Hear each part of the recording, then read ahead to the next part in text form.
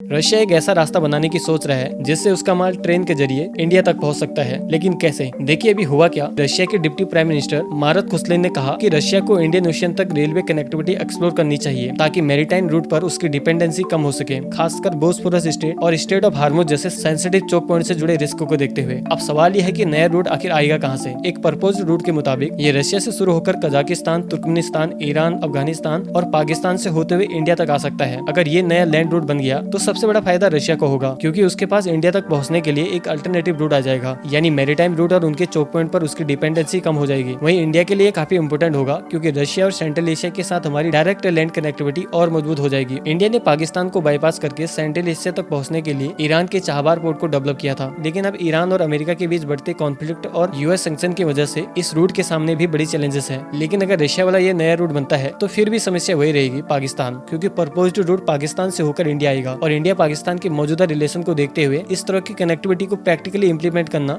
आसान नहीं होगा। भारत के सबसे बड़ी जियोग्राफिकल चैलेंजेस में से एक यही है कि हमारा पड़ोसी पाकिस्तान सेंट्रल एशिया की तरफ जाने वाले सबसे नेचुरल लैंड रूट में से एक के बीच में आता है। अब सवाल आपसे कि आपको लगता है कि रशिया का ये प्रपोज्ड रेल रूट कभी सच में बन पाएगा या नहीं?